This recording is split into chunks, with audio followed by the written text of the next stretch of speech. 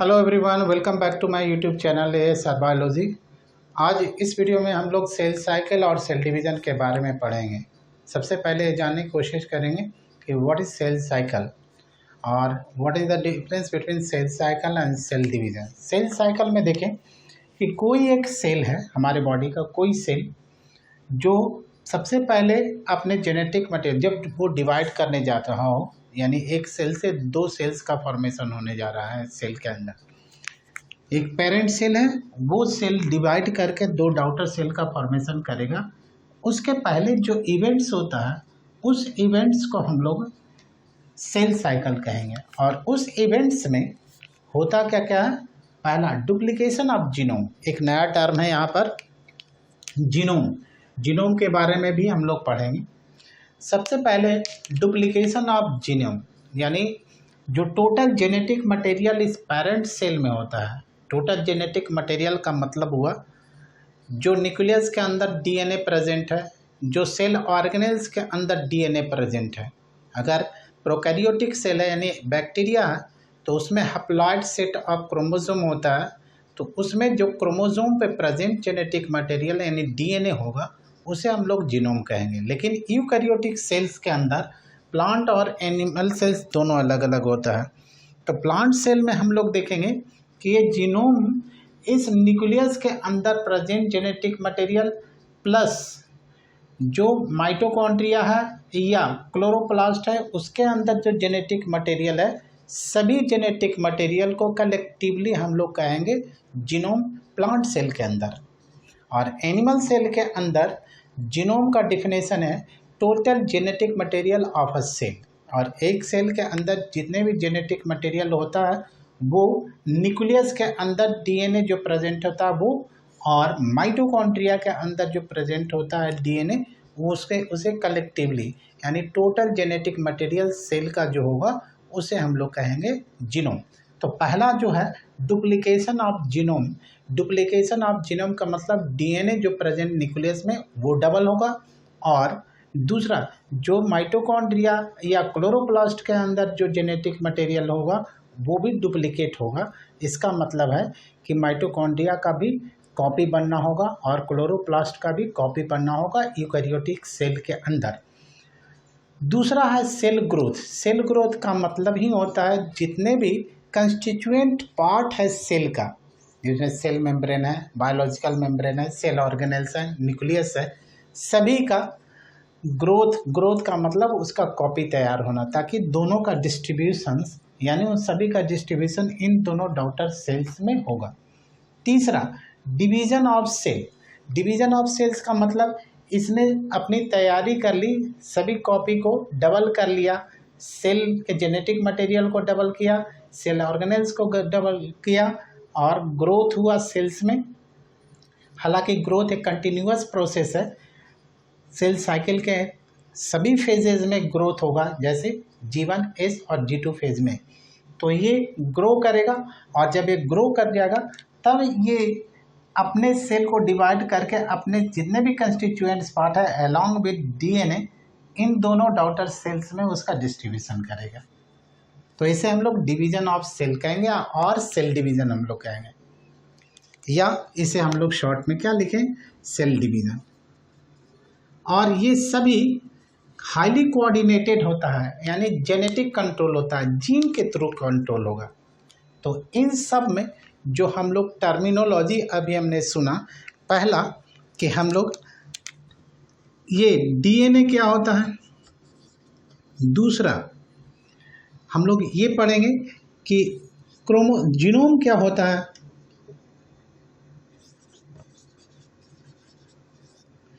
तीसरा क्रोमोसोम क्या होगा,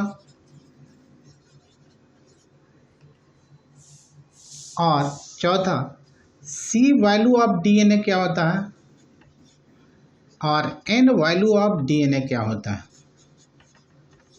ये सभी टर्म हम लोग देखेंगे। और एक और जीन, यानी इसके बाद एंड जीन क्या होता है, ये सभी हम लोग इसमें इस बेसिक इन्फॉर्मेशन के साथ हम इस सेल साइकिल और सेल डिवीज़न को प्रोसीड करेंगे।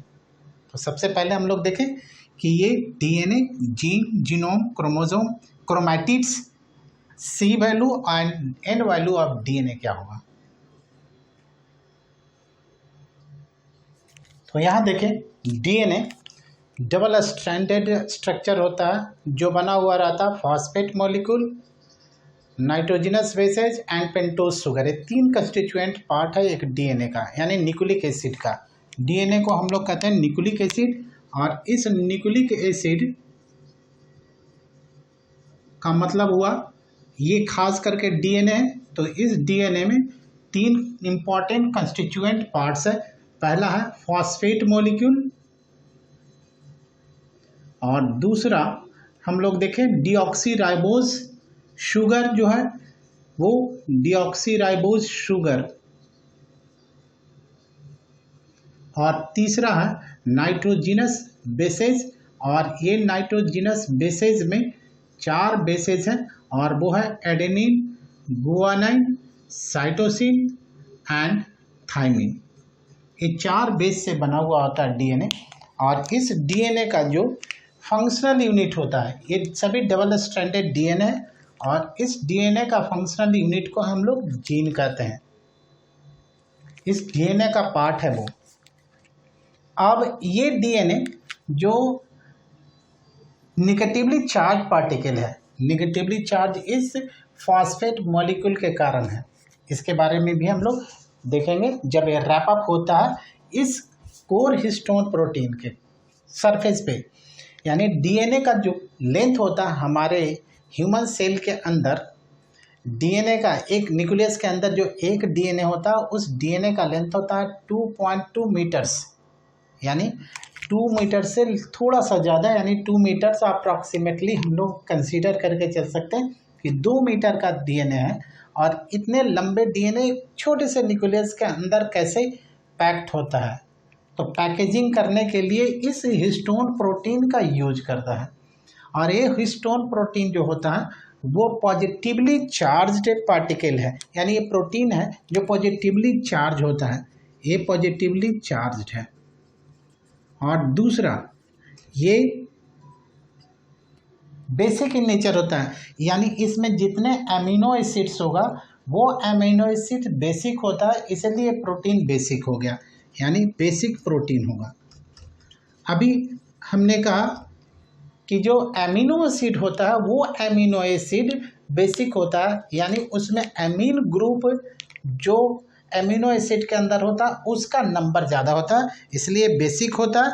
और बेसिक होने के कारण ये एसिडिक के साथ आसानी से रिएक्ट करता है। तो बेसिक होने के लिए इसके पास कंडीशन क्या है, आर्जिनिन और lysine and lysine amino acid rich होता है, जबकि डीएनए जो होता है वो निगेटिवली चार्ज पार्टिकल है, एसिडिक इन नेचर होता है। ये बहुत इंपॉर्टेंट इंफॉर्मेशन होता है, ये दोनों रिच होता है और ये न्यूक्लियस के अंदर प्रेजेंट होगा। वहाँ पर 2 एरोमेटिक अमीनो एसिड रिच होता है इस डीएनए के इस पार्ट में, वो भी लिखेंगे। यहाँ देखिए, तो ये सभी इंटरैक्ट होने के कारण इस कोर प्रोटीन के ऊपर रैपअप होता है। जब रैपअप होगा तो यहाँ पर कितने टर्न ये रैपअप करेगा कोर प्रोटीन को, यानी चारों प्रोटीन होता है जो डबल इन नंबर होता है 2 × 8 4, यानी ये सभी डबल डबल नंबर में होगा। तो 2H2A, 2H2B, 2H3 and 2H4 सब मिला करके 8 बनाएगा। इसे हम लोग कहते हैं ऑक्टामर। जो कोर हिस्टोन प्रोटीन होगा वो ऑक्टामर होता है, ये ऑक्टामर फॉर्म में होगा, 8 इन नंबर। अब ये नेगेटिवली चार्ज, ए पॉजिटिवली चार्ज, इन दोनों के बीच में अट्रैक्शन, ए एसिडिक, ये बेसिक, इन दोनों के बीच में रिएक्शन, और इसी कारण है ये आसानी से कोर हिस्टोन प्रोटीन के ऊपर में ये रैपअप होगा। लेकिन जब रैपअप करेगा तो ऐसे 2 बार नहीं बल्कि 0.75%, यानी 2 टर्न्स नहीं होगा, 1, ये जो जितना कितना टर्न होगा ये होगा 1/3/4, 1/3/4 टर्न होगा, इतना टर्न होगा। पूरी तरीके से 2 टर्न नहीं रैप अप होता है। तो ये इस तरीके का स्ट्रक्चर बनाएगा। और जब एक कोर प्रोटीन और ये 2 कोर प्रोटीन को ये डीएनए लिंक होता है इस H1 हिस्टोन के कारण। तो H1 हिस्टोन को हम लोग कहते हैं डीएनए लिंकर, यानी डीएनए को रैपिंग करने के लिए, डीएनए को पैकेजिंग करने के लिए हिस्टोन प्रोटीन 4 चाहिए, H1, H2A, H2B, H3 and H4, जिसमें H1 को कहते हैं हम लोग डीएनए लिंकर, यानी 2 डीएनए को जो इस कोर प्रोटीन के ऊपर में प्रेजेंट है डीएनए, उस डीएनए को लिंक करता है। यहाँ पर ये लिंक किया, तो डीएनए लिंकर प्लस इस कोर प्रोटीन दोनों को मिला करके हम लोग कहते हैं न्यूक्लियोसोम, यानी ये स्ट्रक्चर यहाँ से यहाँ तक का स्ट्रक्चर जो होगा इसको हम लोग कहेंगे न्यूक्लियोसोम। This is nucleosome. जबकि इस कोर पार्ट को हम लोग कहेंगे new body, this is known as new body. यानी ये न्यूक्लियोसोम जो हुआ वो कोर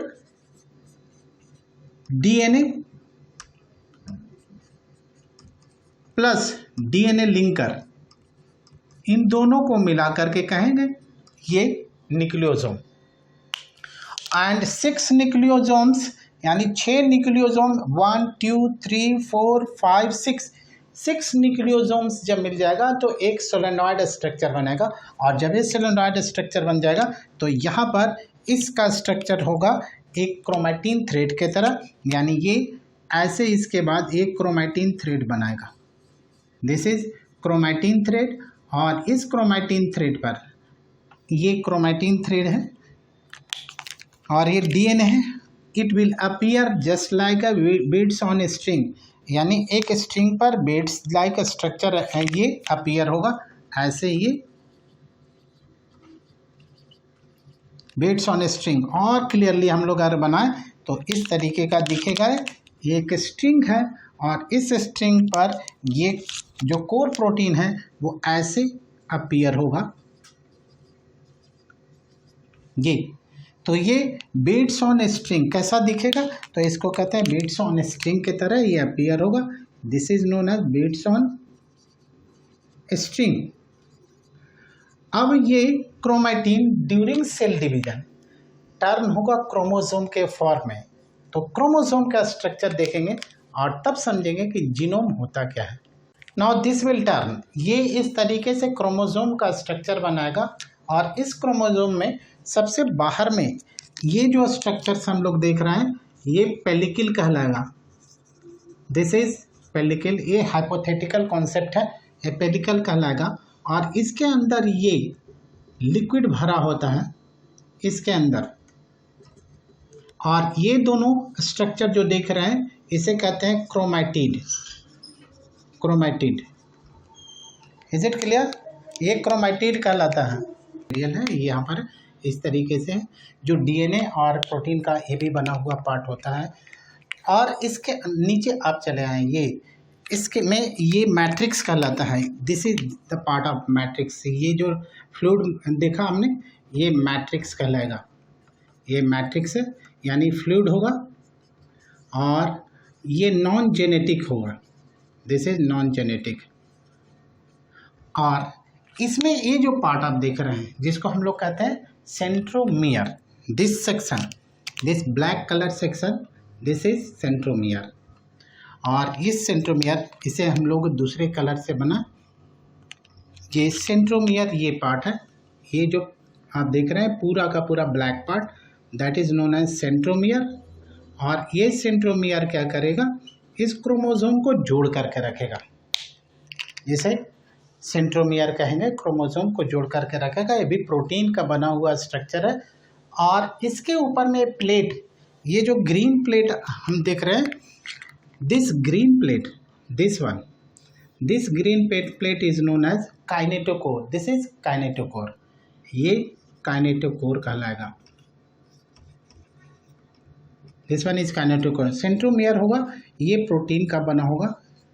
काइनेटोकोर भी प्रोटीन का प्लेट है। और सेंट्रोमियर का दूसरा नाम, ये सेंट्रोमियर का दूसरा नाम भी हम लोग लिख लें, और इसे हम लोग प्राइमरी कंस्ट्रिक्शन कहते हैं, प्राइमरी कंस्ट्रिक्शन। और ये स्ट्रक्चर जो सबसे बाहरी पार्ट होता है इसको टीलोमियर कहेंगे, ये टीलोमियर है। और कभी कभी इस टेलोमियर के पास में एक और कंस्ट्रिक्शंस का फॉर्मेशन हो जाता है। ये स्ट्रक्चर इस तरीके से बाहर आउट ग्रोथ होगा, जिसको हम लोग कहेंगे secondary constriction. This is secondary constriction, और इस पर सैटेलाइट होगा। तो इस क्रोमोसोम को हम लोग कहेंगे सैट क्रोमोसोम। ये सेकेंडरी कंस्ट्रिक्शन है। And this is sat, SAT। तो इस क्रोमोसोम को सैट क्रोमोसोम कहेंगे। और ऐसा क्रोमोसोम हमारे बॉडी में कुछ ही क्रोमोसोम्स होता है जिसमें ये सैटेलाइट प्रेजेंट होता है, जैसे 11, 13, 15, 21 एंड 22।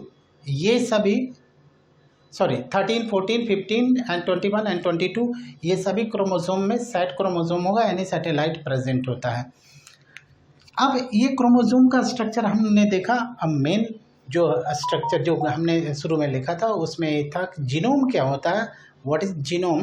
तो जीनोम के बारे में ये जान ले कि ये जीनोम, जो नेक्स्ट पॉइंट था हमारा, ये जीनोम। तो एक सेल के अंदर जितने भी जेनेटिक मटेरियल होगा, प्रोकैरियोटिक सेल और यूकैरियोटिक सेल दोनों का हम लोग एग्जांपल ले लेंगे। एक सपोज कीजिए प्रोकैरियोट है, दिस इज प्रोकैरियोट, और अगर ये यूकैरियोट है, दिस इज यूकैरियोट। तो यूकैरियोट में जेनेटिक मटेरियल दो और स्ट्रक्चर्स में प्रेजेंट होता है। पहला तो ये जेनेटिक मटेरियल, ये DNA यहाँ न्यूक्लियस के अंदर होगा, जबकि इसके अंदर इस साइटोप्लाज्म में जेनेटिक मटेरियल प्रेजेंट होता है। और ये जेनेटिक मटेरियल कन्फाइंड होगा कहाँ, किसके ऊपर में रहेगा, तो क्रोमोसोम के ऊपर में रहेगा। तो total number of genetic material present in a cell, that is known as genome. यहाँ लिख लें, total genetic material of a cell.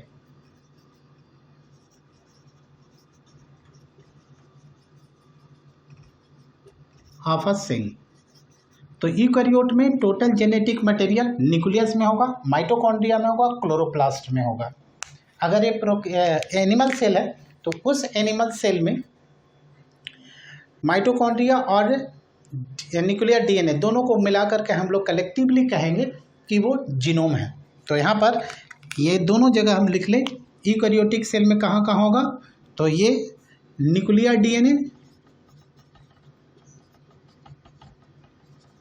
Mitochondrial DNA and chloroplast DNA। एक क्लोरोप्लास्ट का DNA जो होगा वो सभी, ये दोनों एनिमल सेल में होगा, जबकि ये तीनों प्लांट सेल में होगा। जबकि प्रोकैरियोट्स में होगा कहाँ पर, तो एक chromosome single haploid N set of chromosome पे होगा, एन सेट ऑफ क्रोमोसोम पे प्रेजेंट होगा।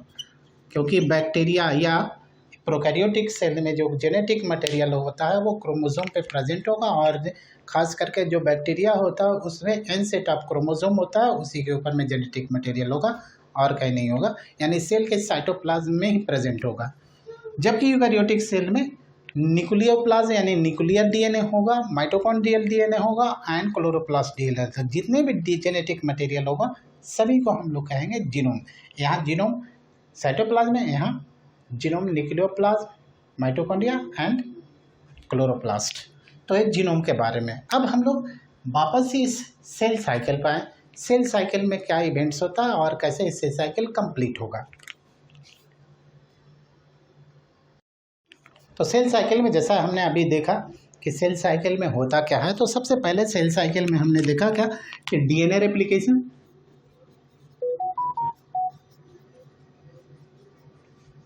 और डुप्लीकेशन ऑफ जीनोम हम लोग कहेंगे, डुप्लीकेशन ऑफ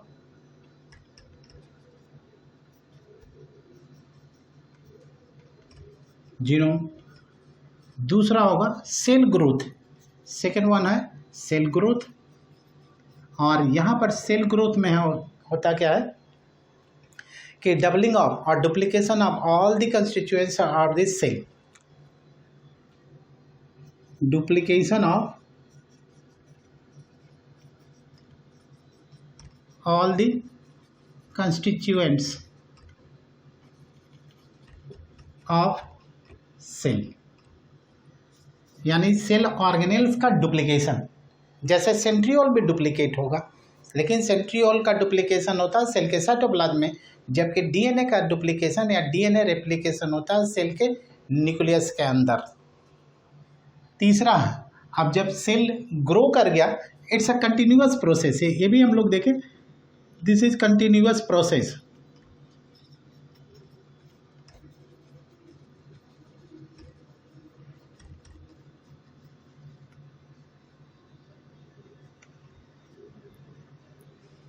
और थर्ड स्टेप में है कि जब ये सेल ग्रो कर जाएगा, सेल पूरी तरीके से अब डिवाइड करने के लिए रेडी है, तो एक सेल दो सेल में बटेगा और सभी मटेरियल का एक्सचेंज दोनों सेल में पेरेंट सेल करेगा। तो यहाँ पर तीसरा स्टेप है cell division. All the events happening within the cell highly coordinated by gene, यानी जितने भी इवेंट्स, ये 3 इवेंट्स हो रहा है एक सेल के अंदर में, वो सभी जीन के थ्रू रेगुलेटेड होता है। इन सभी को कलेक्टिवली हम लोग कहते हैं cell cycle. So all the events within a cell is highly coordinated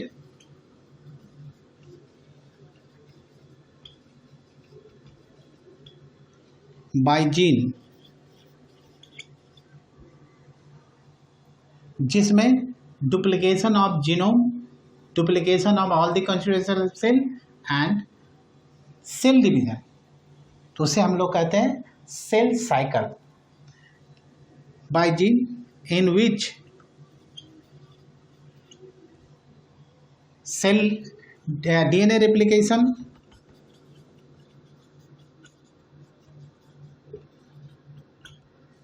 cell growth and cell division takes place called cell cycle। इसे ही सेल साइकिल कहेंगे। और इस सेल साइकिल में जैसा हमने पहले देखा, एक सेल है, पेरेंट सेल है, और ये पेरेंट सेल डिवाइड करके 2 डॉटर सेल का फॉर्मेशन करेगा, एक ये पेरेंट सेल है और दीज 2 आर डॉटर सेल। ये सभी इवेंट्स कैसे कंप्लीट होता है वो देखें। Now what is C value and N value. C value कहते हैं कि total DNA present in haploid set of chromosome, ये टोटल डीएनए का अमाउंट होगा, total amount of DNA present in haploid cell set of chromosome, और it is represented by और represented in picogram, ये picogram में रिप्रेजेंट किया जाता है। हैप्लॉइड सेट का मतलब ये हुआ, जैसे हमारा एक ह्यूमन सेल है और इस ह्यूमन सेल में ये जो क्रोमोसोम है, इसमें डबल सेट ऑफ क्रोमोसोम होता है, एक सेट क्रोमोसोम फादर का और दूसरा सेट क्रोमोसोम जो होगा वो मदर का होगा। तो 2 सेट क्रोमोसोम में हैप्लॉइड सेट अगर देखें तो यहाँ हैप्लॉइड सेट ऑफ क्रोमोसोम इस सेल के अंदर इस तरीके से प्रेजेंट होगा, ये और ये 2 सेल है, और दोनों सेल के न्यूक्लियस में हाफ ये रेड वाला, जो अगर फादर का मान लें कि फादर का क्रोमोसोम है, तो ये अगर पी है और ए मदर का है तो ये इसमें आएगा, और दूसरा ग्रीन वाला जो है ये इसमें आएगा। तो इसमें जो डीएनए प्रेजेंट होगा और इसमें जो डीएनए प्रेजेंट होगा उसे हम लोग कहेंगे सी वैल्यू, यानी total amount of DNA present in haploid set of cell. यहाँ पर this is C value, DNA of this cell C value कहलाएगा, DNA of this cell C value कहलाएगा। जबकि ये एन वैल्यू देगा, दिस इज एन वैल्यू, जितने multiple copy में होगा दिस इज एन वैल्यू, और ये सी वैल्यू देगा DNA, C value of DNA, और ये भी इन दोनों में सी वैल्यू ऑफ डीएनए, जबकि एन वैल्यू ऑफ डीएनए यहाँ मिलेगा। इसके मल्टीपल में भी रहेगा तो हम लोग उसे एन वैल्यू कहेंगे। यानी ये 2n कंडीशंस है, दिस इज 2n कंडीशन या 3n कंडीशन या 4n कंडीशन में जितने डीएनए में प्रेजेंट होगा उस टोटल अमाउंट ऑफ डीएनए को हम लोग कहेंगे N value. Now phases of cell cycle में हम लोग देखें, सबसे इम्पॉर्टेंट पॉइंट क्या है कि सेल साइकिल जो होता है क्या सभी ऑर्गेनिज्म में यूनिफॉर्म टाइम में होता है, क्या सभी में ड्यूरेशन सेम लगता है? तो आंसर इस क्वेश्चन का है कि जो सेल साइकिल होगा वो उसका ड्यूरेशन वैरी करता है ऑर्गेनिज्म टू ऑर्गेनिज्म। यानी ये जो सेल साइकिल हमने लिखा इसका ड्यूरेशन जो है, ये duration of cell cycle varies,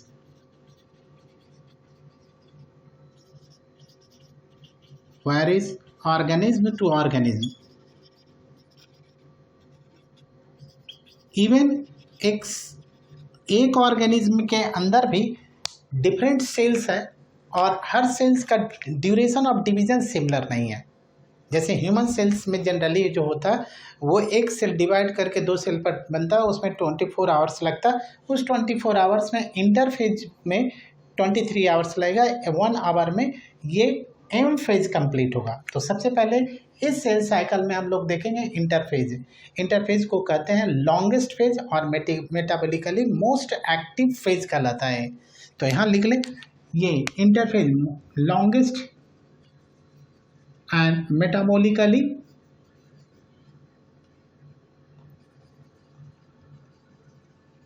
active phase है और ये टाइम लेता है। ये लॉन्गेस्ट है इसलिए सबसे ज़्यादा वक्त, सबसे ज़्यादा टाइम इसी फेज में होगा। जैसा अभी हमने कहा कि अगर एक ह्यूमन सेल डिवाइड कर रहा है 24 आवर्स में, एक सेल 2 सेल का फॉर्मेशन करेगा, उसमें 23 आवर्स सिर्फ इंटरफेज में इन्वॉल्व होगा, जबकि 1 आवर में ये एम फेज होगा। यहाँ से यहाँ तक एम फेज है और ये पूरा का पूरा इंटरफेज साइकिल है। अब इंटरफेज में कई सब फेजेज हैं, जैसे इसमें हमने लिखा गैप 1 फेज, G1 फेज है जिसे हम लोग कहते हैं गैप 1 फेज।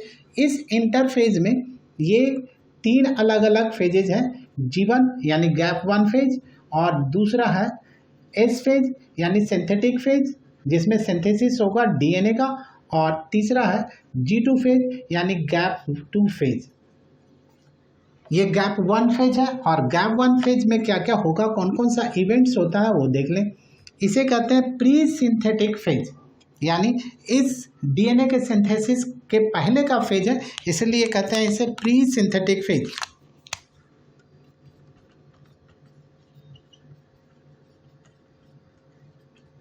या इस एम फेज के यानी माइटोटिक फेज के बाद है, तो इसे हम लोग ये भी कह सकते हैं पोस्ट माइटोटिक फेज।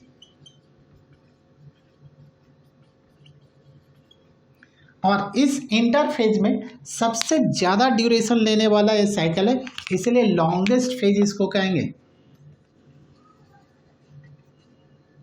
लॉन्गेस्ट सब फेज। और यहाँ पर सिंथेसिस ऑफ प्रोटीन होगा, पहला synthesis of protein and enzyme, synthesis of protein and enzymes, और यहाँ पर सेल ऑर्गेनेल्स का ग्रोथ होगा, सेल ऑर्गेनेल का डुप्लीकेशन होगा, डुप्लीकेशन ऑफ सेल ऑर्गेनेल। अब चले आए एस फेज में। एस फेज का मतलब वो सिंथेटिक फेज हो गया, यानी यहाँ पर सिंथेसिस होगा डीएनए का, ये एस फेज है। और एस फेज में हमें ये सेकेंड मान लें, this is G1, G1 is first phase और दिस इज सिंथेटिक फेज।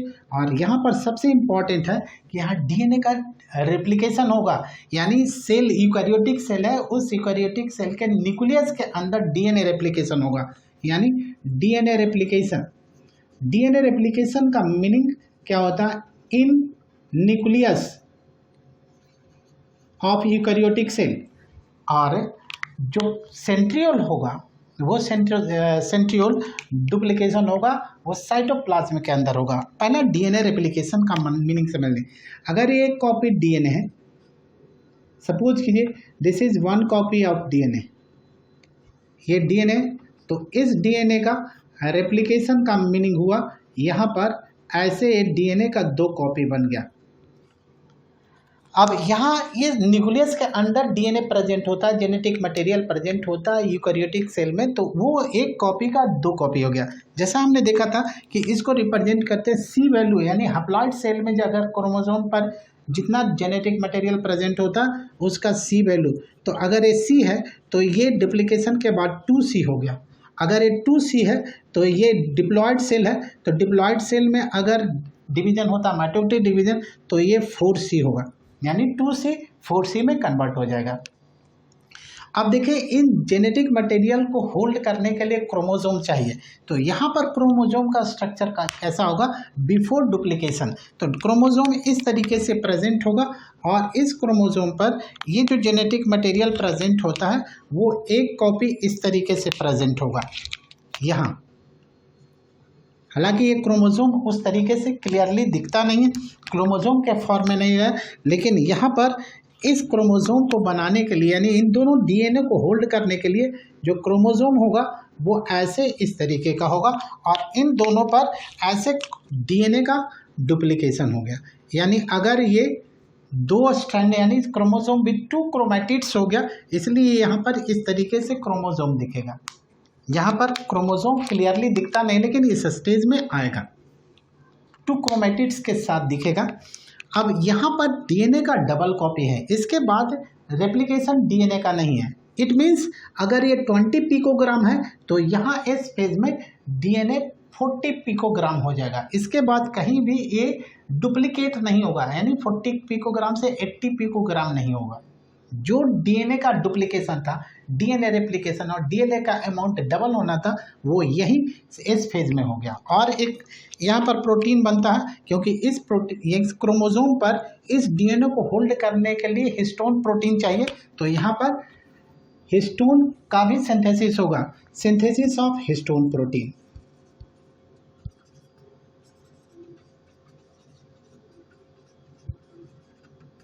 यहाँ पर हिस्टोन प्रोटीन का सिंथेसिस होगा। अब इसे हम लोग कहते हैं पोस्ट G1 फेज भी कह सकते हैं और प्री G2 फेज भी कह सकते हैं। एनिमल सेल के अंदर इस फेज में जो सेंट्रियोल होगा वो सेंट्रियोल का डुप्लीकेशन होगा। यहाँ पर एक इवेंट और होता है इस फेज में, तो ये डुप्लीकेशन ऑफ सेंट्रियोल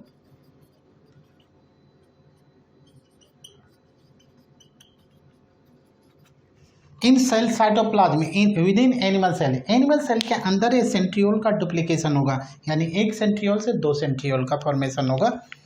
अब चले आए यहाँ पर गैप 2, जिसे हम लोग G2 फेज भी कहते हैं।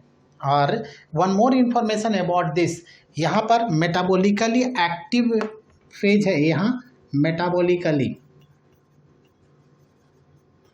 Active phase. तो क्या इस फेज में मेटाबॉलिकली एक्टिव नहीं होगा? मैंने लिखा है यहाँ पर interphase longest metabolically active phase, तो सभी मेटाबॉलिकली एक्टिव फेज होगा। किसी भी सब फेजेस में कोई भी इनएक्टिव स्टेज नहीं आता है।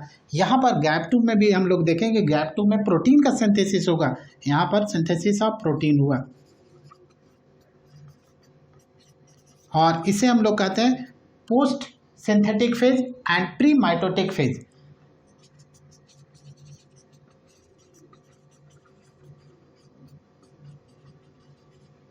एंड प्री माइटोटिक फेज यानी माइटोसिस के पहले का फेज और इस सिंथेसिस के बाद का फेज। तो ये हम लोगों ने देखा कि यहाँ पर इस तरीके से ये सेल प्रिपेयर किया इंटरफेज में, उसके बाद यहाँ पर एम फेज में इंटर कर, यहाँ पर चेक पॉइंट होता है, यहाँ चेक पॉइंट होता है कि सेल डिवाइड करेगा या नहीं करेगा, करेगा तो कौन सा डिवीजन होगा और कैसे इस सेल ग्रो करेगा और ग्रो करके एम फेज में इंटर करेगा। एम फेज में चले आए, इसके बाद एम फेज में यानी गैप 2 के बाद सेल जो है वो एम फेज में इंटर करता है। और एम फेज में जैसे ही वन मोर पॉइंट है, number of chromosome not increasing. यहाँ पर देखिए क्रोमोसोम में नंबर ऑफ क्रोमोसोम जो हम काउंट करते हैं वो सेंट्रोमियर के नंबर पे काउंट करते हैं। तो यहाँ पर सेंट्रोमियर 1 है, यहाँ पर भी सेंट्रोमियर 1 है। तो एस फेज में किस किस चीज़ का डुप्लीकेशन हुआ? Duplication genetic material and DNA का हुआ, डुप्लीकेशन सेंट्रियोल का हुआ। एनिमल सेल के अंदर एक कॉपी अगर सेंट्रियोल है तो वो 2 कॉपी का सेंट्रियोल का फॉर्मेशन करेगा सेल के साइटोप्लाज्म में, एनिमल सेल के साइटोप्लाज्म में। लेकिन number of chromosome not increases, यहाँ पर क्रोमोसोम नंबर है वो चेंज नहीं होता। क्रोमोसोम नंबर जितना है उतना ही क्रोमोसोम नंबर रहेगा, क्योंकि सेंट्रोमियर का नंबर नहीं बढ़ा, सेंट्रोमियर में डिवीज़न नहीं हो रहा है। अब चले मैट, यानी कि पी मैट कहते हैं इसे, यानी माइटोटिक फेज में G2 के बाद इसे कहते हैं प्रोफेज, और उसके बाद मेटाफेज, फिर एनाफेज एंड देन टेलोफेज।